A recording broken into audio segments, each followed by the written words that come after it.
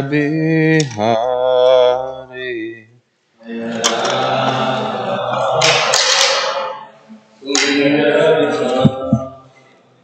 Jaya Radha Madhava Kunja Bihari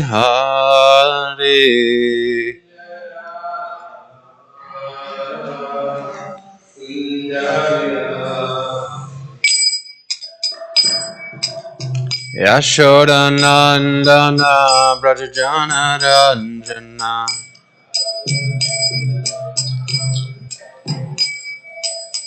Yashoda Nandana Brajajana Ranjana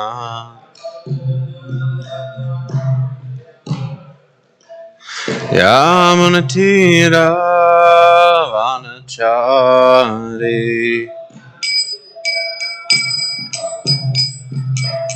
Yamunatira Vanachari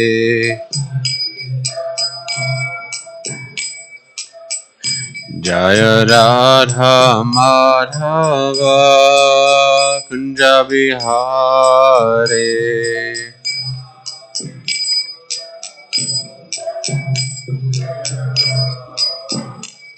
Jaya Radha Madhava Kunja Bihari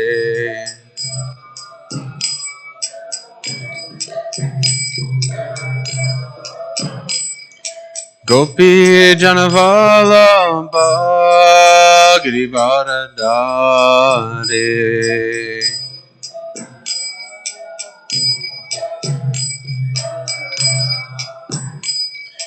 Gopi Janavala Girivardhari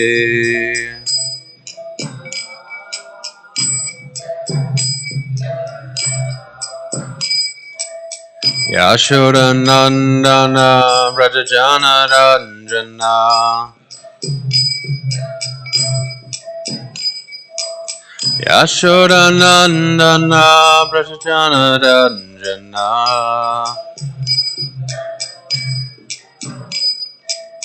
Yamunatira Vanachari Yamunatira Vanachari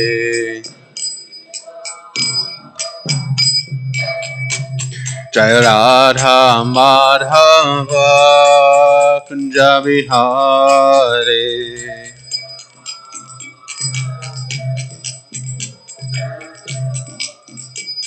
Jaya Radha Madhava Kunja Bihari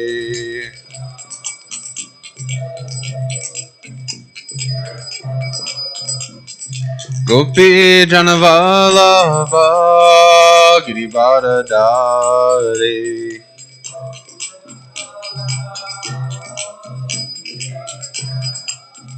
Jaya Gopi Janavalabha Girivardhari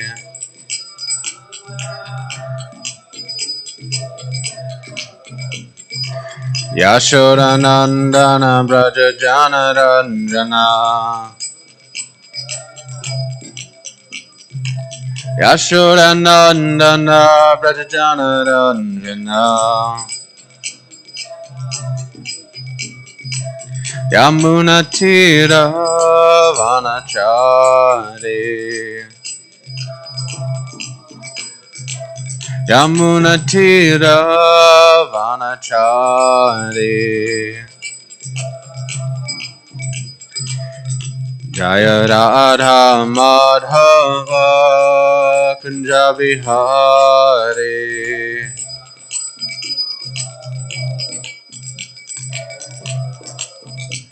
Jaya Radha Madhava Kunja Bihari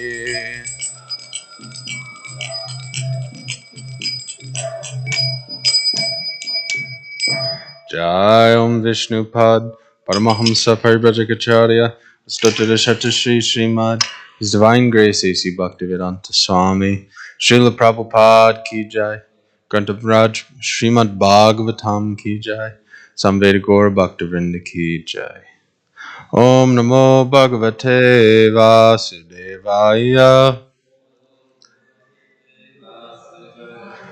Om Namo Bhagavate Vasudevaya. Om Namo Bhagavate Vasudevaya. Narayanam Namaskritya Naram Chaiva Narottamam Devim Sarasatim Vyasam Tato Jayamudirayat Nasta Presha Padreshu Nityam Bhagavata Sevaya Bhagavati Uttamasloka Bhaktir Bhavati Naishtaki Mukam Karoti Vachalam Pangulangayate Girim Yat Kripa Tamaham Vande Shri Guru Ninatarinam Paramananda Madhavam Shri Chaitanya Ishwaram Om Ajnanatimrandasya Jnananjana Shalakaya Chakshurun Militam Yena Tasmai Shri Gurave Namaha Jaya Shri Krishna Chaitanya Prabhu Nityananda Shri Advaita Gadadhar Shri Vasari Gaur Bhaktavrinda Shri Chaitanya Manobhishtam Stapitam Yena Bhutale Swayam Rupa Kadamayam Dadati Swapadantikam Vancha Kalpatarubhyascha Kripa Sindhubhyaevacha Patitanam Pavanebhyo Vaishnavebhyo Namo Namah Namo Vishnupadaya Krishna Prishtaya Bhutale Srimati Ramapada Swami Iti Namine Namo Vishnupadaya Krishna Prishtaya Bhutale Srimati Bhaktivedanta Swami Iti Namine Namaste Saraswate Deve Gauravani Prachardini Nirvishesha Shunyavadi Paschatya Deshatharini. Good morning. Welcome to Srimad Bhagavatam class.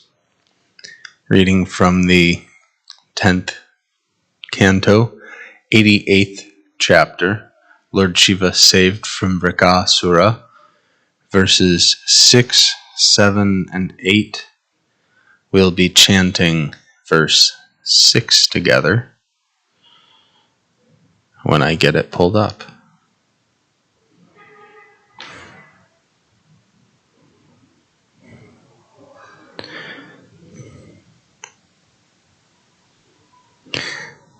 Nivriteshashvamedeshu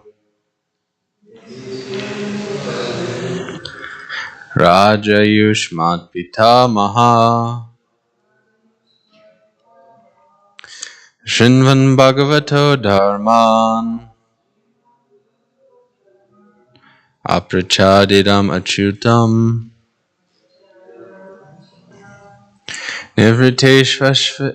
Nirviteshvashvamedeshu Rajayushmat Pitamaha Shinva Bhagavato Dharman Aprachadidam Achitam Nirviteshvashvamedeshu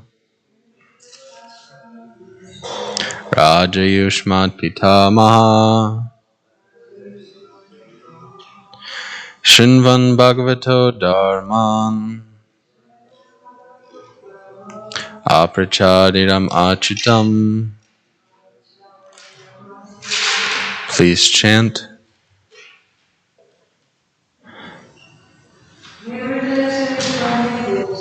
Nirviteshashvamedeshu Rajayushmat Pitamaha Shinvan Bhagavato Dharman Aprachadinam Achitam Nirviteshashvamedeshu Rajayushmat Pitamaha Shinvan Bhagavato Dharman Aprachadidam Achitam Nirviteshu. When they were completed. Ashvamedeshu. His performances of the horse sacrifice. Raja. The king Yudhishthir. Yushmat, your, Parikshits, Pitamaha, grandfather, Shinvan, while hearing, Bhagavata, from the Supreme Lord Krishna, Dharman, religious principles, Aprachat, he asked, Idam, this, Achutam, of Lord Krishna. Translation by the disciples of His Divine Grace, Srila Prabhupada. Your grandfather, King Yudhishthir, after completing his Ashvamedha sacrifices, asked Lord Achyuta this very same question, while hearing the Lord's explanation of religious principles. Text 7. This question pleased Sri Krishna, the king's lord and master, who had descended into the family of Yadu for the purpose of bestowing the highest good on all men. The Lord replied as follows, as the king eagerly listened. The personality of Godhead said, if I especially favor someone, I gradually deprive him of his wealth.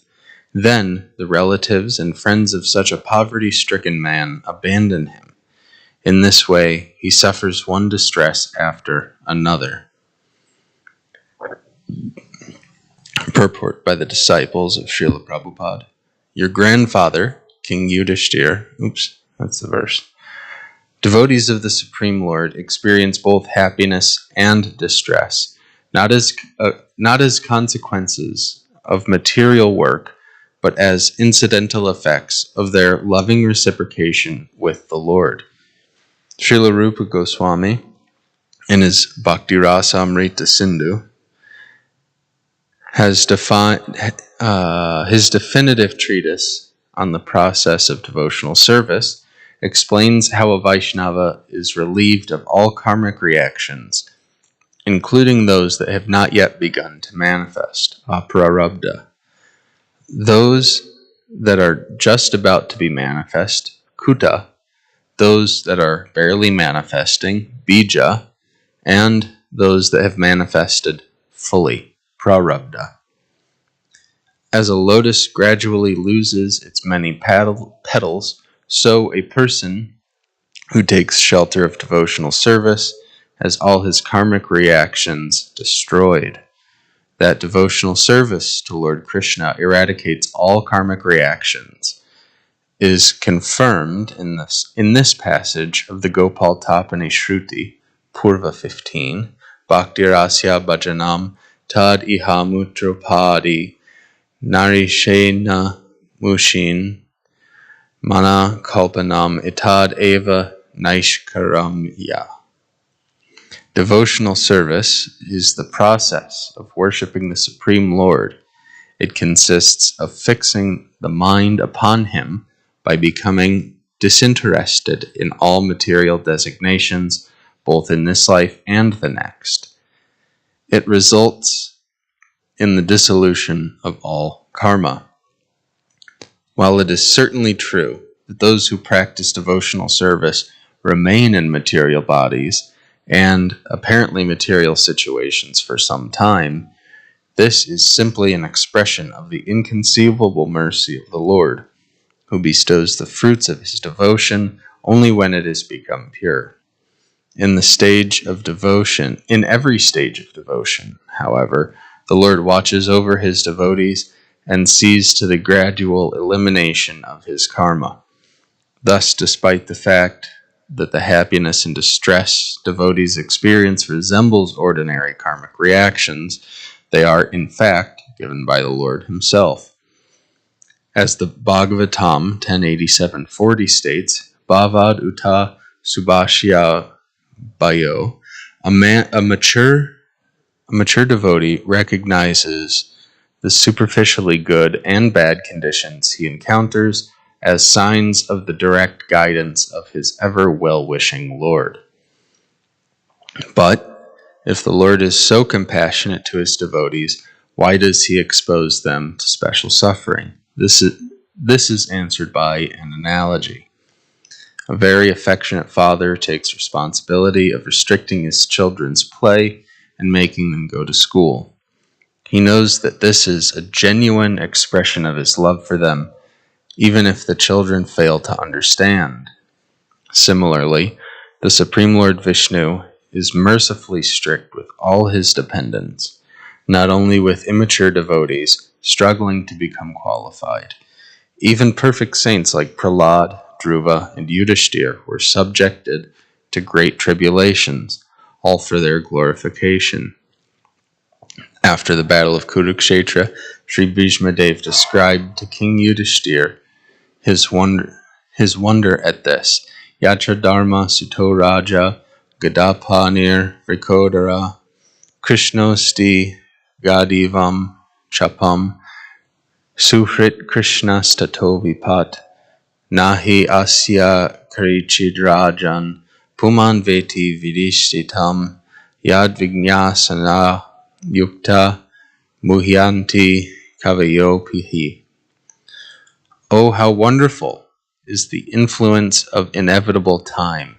It is irreversible. Otherwise, how can there be reverses in the presence of King Yudhishthir, the son of the demigod controlling religion, Bhima, the great fighter with a club, the great bowman Arjuna with his mighty weapon Gandiva, and above all the Lord, the direct well-wisher of the Pandavas.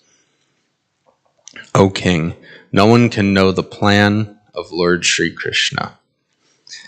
Even though the great philosophers inquire exhaustively, they are bewildered. Bhagavatam 1, 9, 15, and 16. Although a Vaishnava's happiness and distress are felt as pleasure and pain, just like ordinary karmic reactions, they are different in a significant sense. Material happiness and distress arise from karma, leave a subtle residue. Material happiness and distress arising from karma leave a subtle residue, the seed of future entanglement. Such enjoyment and suffering tend toward degradation and increase the danger of falling into hellish oblivion. Happiness and distress generated from the Supreme Lord's desires, however, leave no trace after their immediate purpose has been served. Moreover, the Vaishnava who enjoys such reciprocation with the Lord is in no danger of falling down into nescience, as Yamaraj, the Lord of Death, and the judge of all departed souls declares, Jiva na vakit bhagavad guna nama yeham. Chetas cha na smarati chat charanaravindam. Krishnaya no namati yachchira ekadapi. Tan ayadvam asato krita Vishnu kritayan.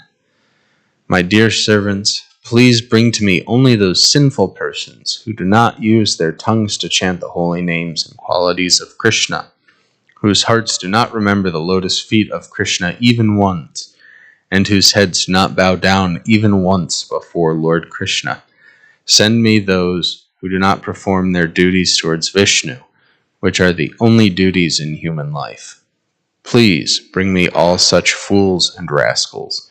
Bhagavatam 6:3-29. The beloved devotees of the Lord do not regard as very troublesome the suffering he imposes on them. Indeed, they find that in the end it gives rise to unlimited pleasure, just as a stinging ointment applied by a physician cures his patient's infected eye. In addition, suffering helps protect the confidentiality of devotional service by discouraging intrusions by the faithless, and it also increases the eagerness with which the devotees call upon the Lord to appear. If the devotees of Lord Vishnu were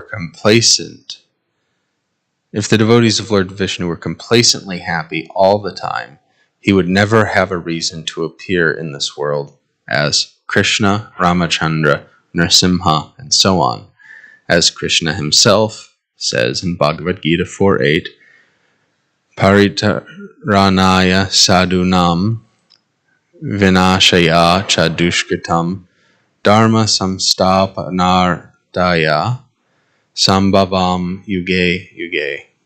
To deliver the pious and annihilate the miscreants, as well as to reestablish principles of religion, I myself appear millennium after millennium. And without the Lord's showing himself on earth in his original form of Krishna and in the forms of various incarnations, his faithful servants would have no opportunity to enjoy his Ras Leela and other pastimes. Srila Vishwanath Chakravarti Thakur here counters a possible objection. What fault would there be in God's incarnating for some other reason than to deliver saintly persons from suffering?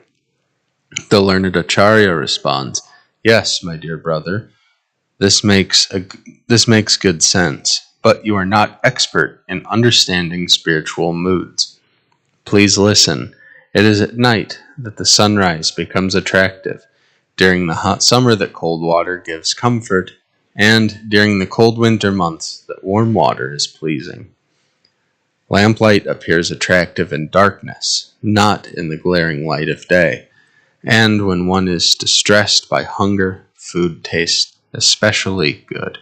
In other words, to strengthen his devotee's mood of dependence on him and longing for him, the Lord arranges for his devotees to go through some suffering, and when he appears in order to deliver them, their gratitude and transcendental pleasure are boundless."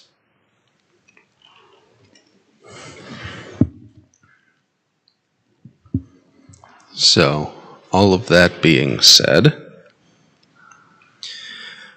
according to Srila Vishwanath Chakravarti Thakur, due to the misery created by his loss of wealth, he is made even more miserable by being abandoned by his relatives.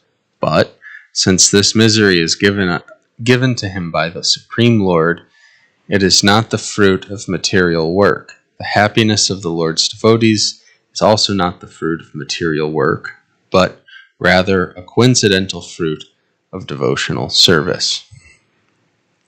Devotees don't engage in material acts. The work of a devotee is completely the service of Krishna. Therefore, the devotee has no right or claim to the fruits of their work. And because we have no claim to what comes from our work, Krishna is free to do with it what he sees fit. Sometimes we see that Krishna is very kind to a devotee and lets them have the nice fruits of their work, comfortable living situation, so many different things. But we know that Krishna is most kind when his mercy comes and doesn't allow his devotees anything. Either way, a devotee situated in real knowledge knows and understands that what they have, and not just what they have, but everything in the universe, isn't theirs, but is the property of Krishna. Ishavasyam idam sarvam yatkincham jagatam jagat. In a similar vein, Lord Chaitanya has given us the ideal mood of a devotee in this regard.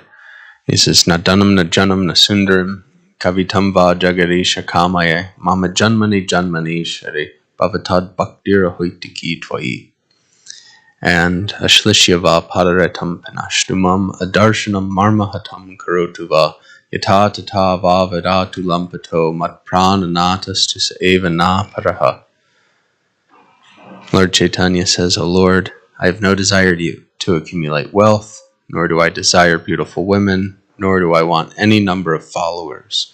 I only want your causeless devotional service, birth after birth.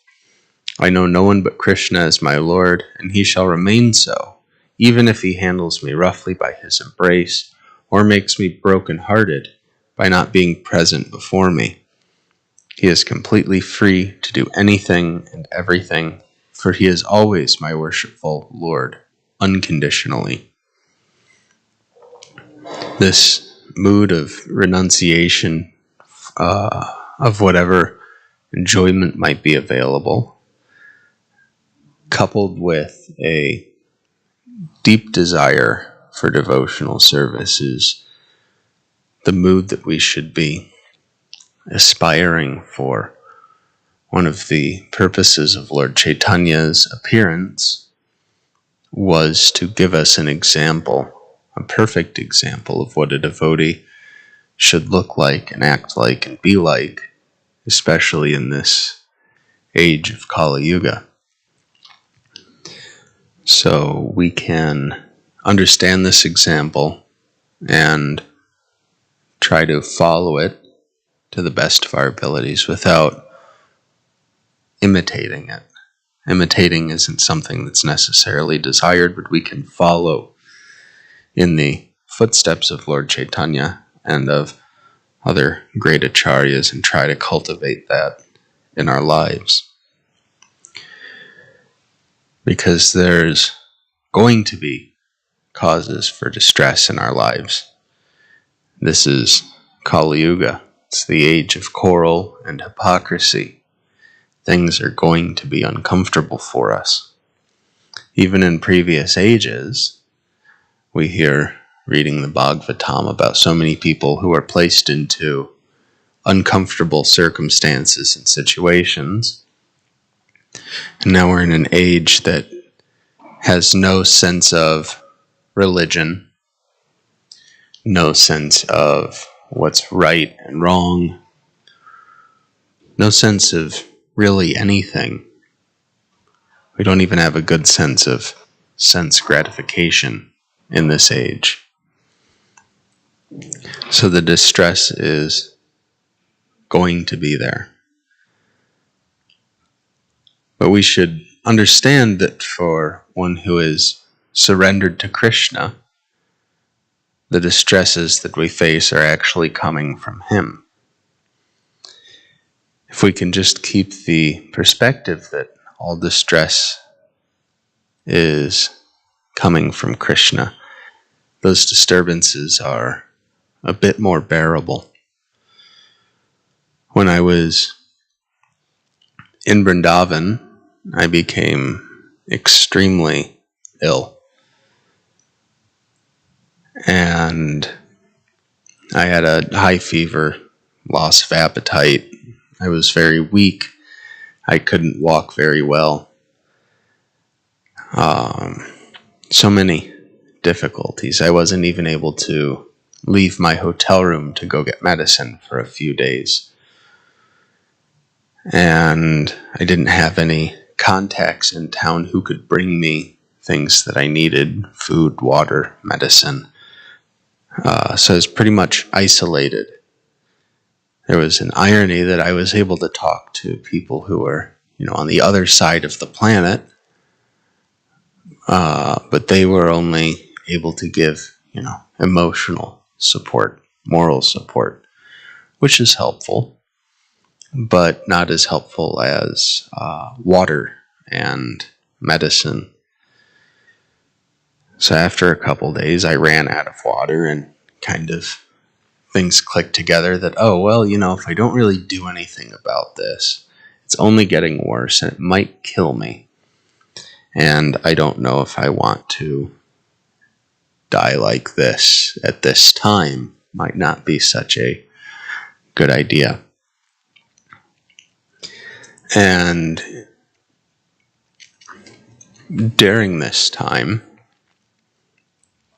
I didn't stop hearing or chanting, reading, even though it was a hard thing to do, but I felt like I didn't have anything else to do. It was either lay there and suffer or engage in some activity that I can do from my bed.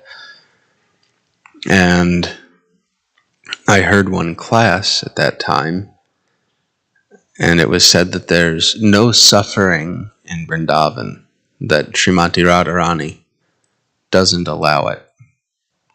And I thought that I was suffering quite a bit. So, hearing that there's actually no suffering in Vrindavan, I realized that leaves me two options. Either I'm not in Vrindavan, or I'm not suffering. So I said, well, I might physically be here, but it's completely possible to be physically in Vrindavan and mentally not.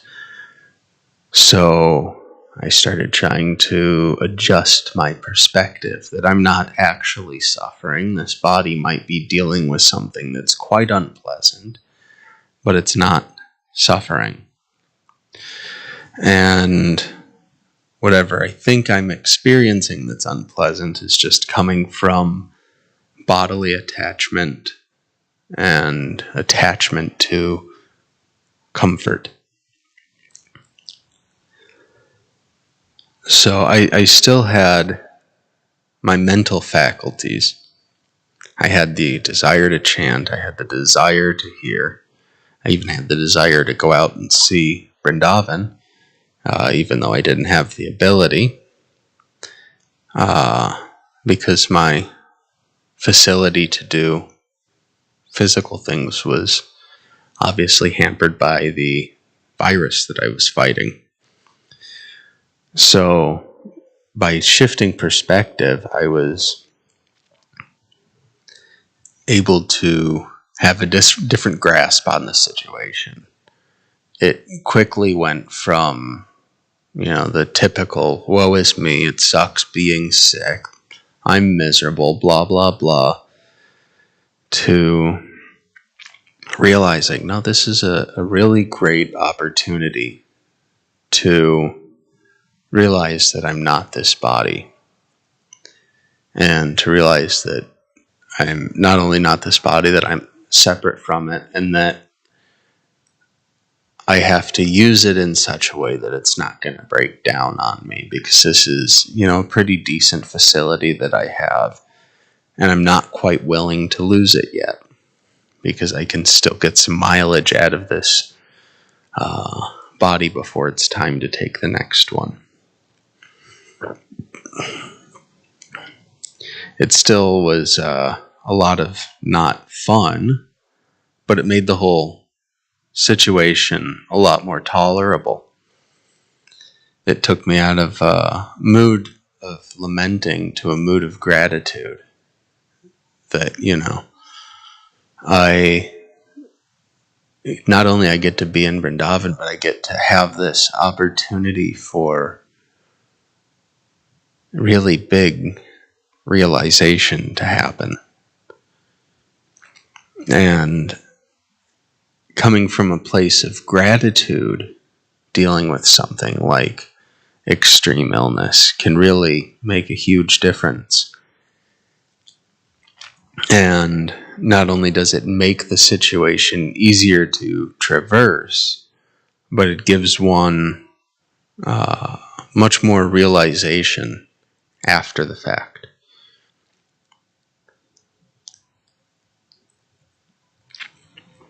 So obviously I recovered from that, and even now it's been 6 months, and I still think about it pretty regularly, and health issues are still there, but when I'm conscious of it, I can go back to that place of gratitude and operate from there. That, all right, it might hurt to do this, but I have an opportunity to serve. I have the ability to serve, even if it's a little bit hampered. And I'm still in this body in a fortunate situation that I get to serve. And gosh, gratitude makes things just so much better, so much easier to deal with. We can understand that since devotional service destroys the 4 stages of karma, that these kinds of things aren't karmic reactions, but they're the mercy of Krishna himself. These things aren't retribution for the past, but they're given by Krishna for the edification and purification of the devotees. There's a verse in the Chaitanya Charitamrita that I meditate on quite regularly. I chant it before any class that I give, and it really gives good perspective on things. Mukam karoti vachalam pangu langayate girim yat kripa tamaham bande paramananda madhavam. Mukam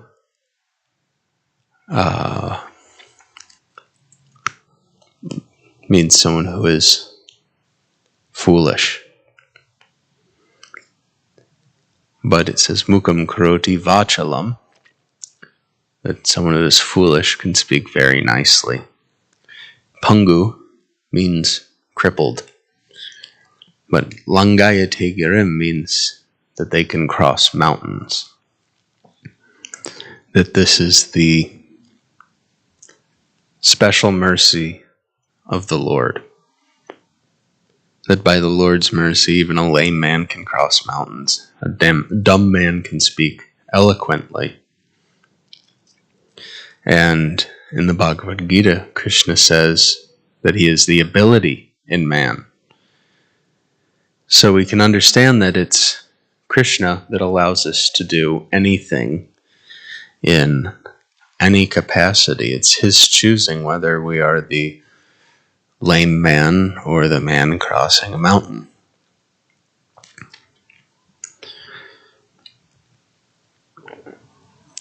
It's quoted in the purport to this verse, the 40th verse of the 87th chapter of the 10th canto, saying, a mature devotee recognizes the superficially good and bad conditions he encounters as signs of the direct guidance of his ever-well-wishing Lord. But even a devotee who is not so mature can get some inclination of this by sincere reflection. This is a statement from the Shrutis.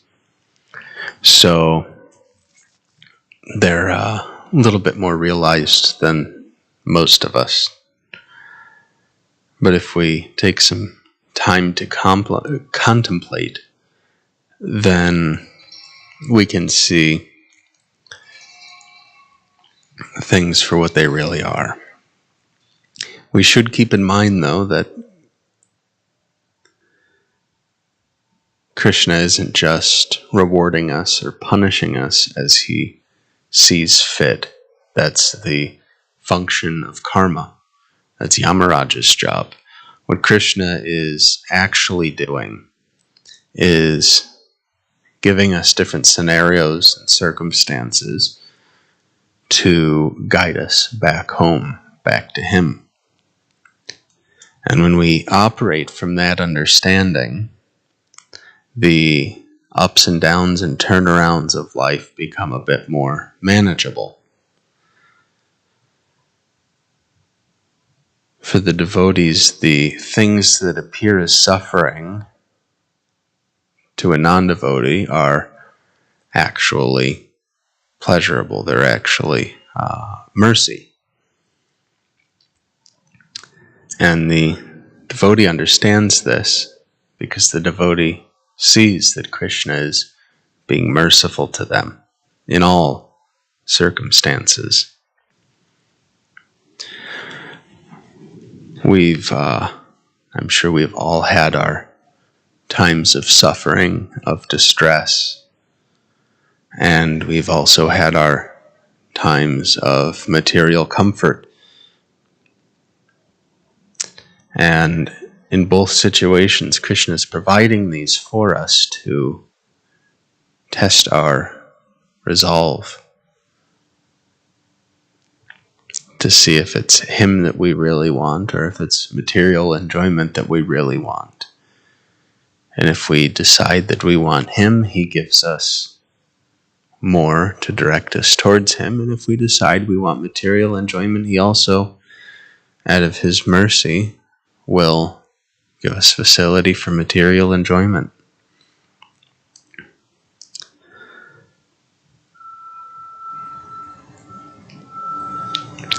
It's up to the individual to cultivate a little bit of detachment, to be able to gain such a perspective, to understand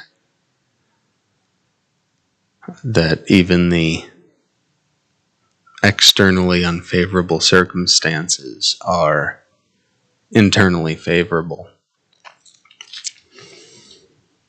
And that's what the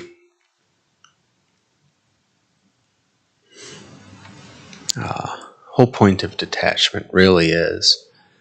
There's so many other paths that encourage or teach detachment.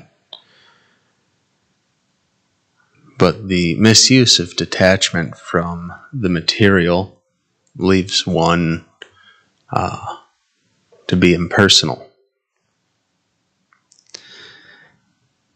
And it's used in the opposite way that the devotee uses detachment. The impersonalist thinks that if they become detached, they'll realize that actually they're not this body, which means they're a part of everything. And they think that it's attachment to their body that keeps them from merging back into everything. But we understand that that is, in its best form, merging into the Brahman effulgence, which is still a temporary thing. And at its worst form, it's Mayavad.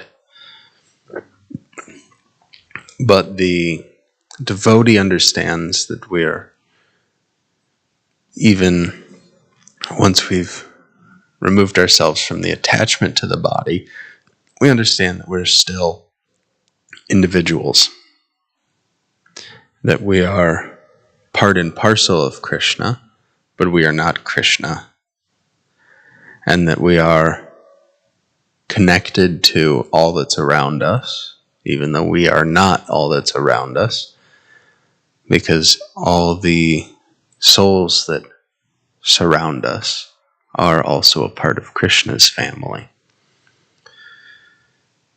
So Krishna's giving us opportunities to see that we're not these bodies, and not just that we aren't the body, that we aren't the mind or the intelligence either.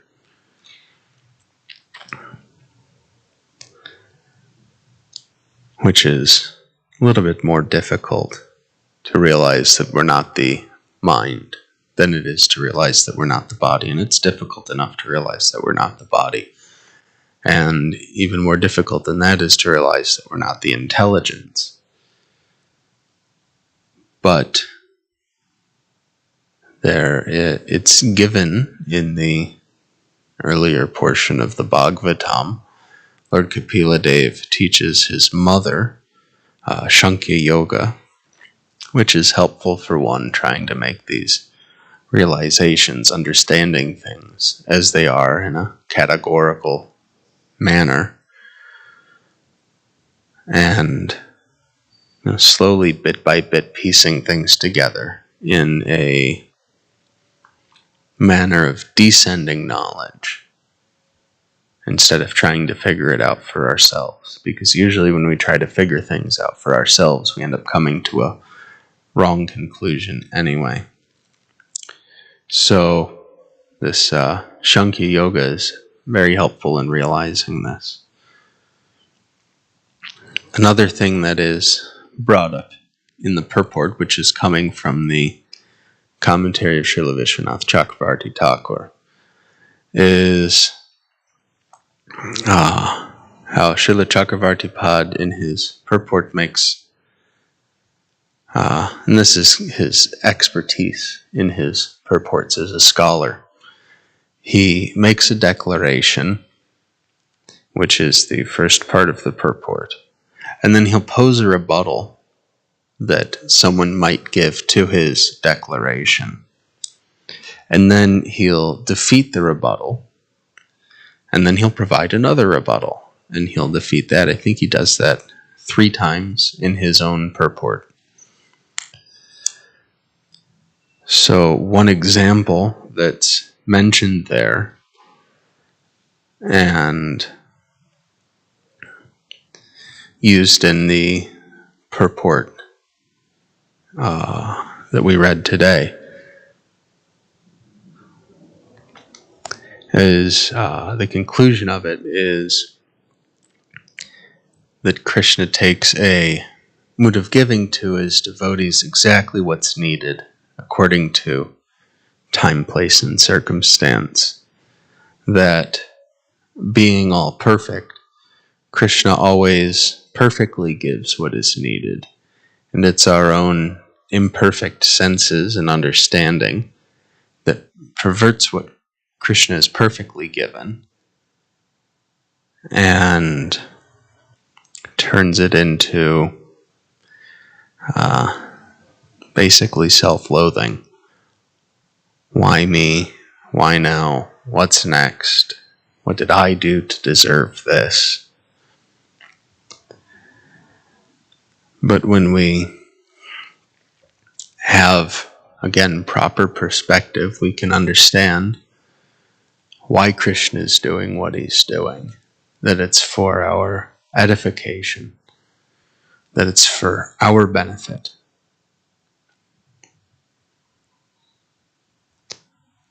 So, Srila Vishwanath Chakravarti Thakur concludes his purport by saying, I need not elaborate on this further.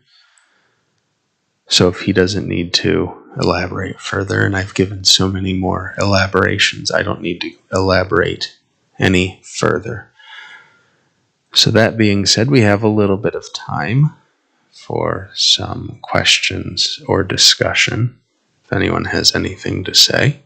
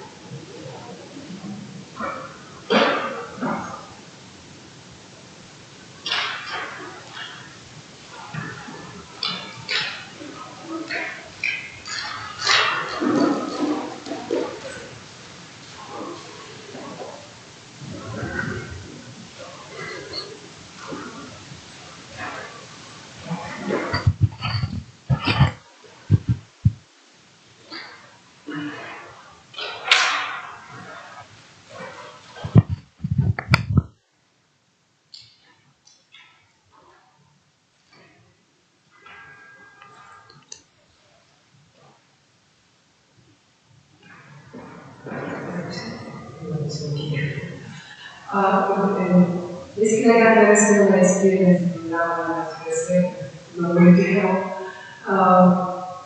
Yeah, that helps, like, to learn how to, like, learn introduction, and I like, like, it's very, I feel like this way of learning, because you see every somebody as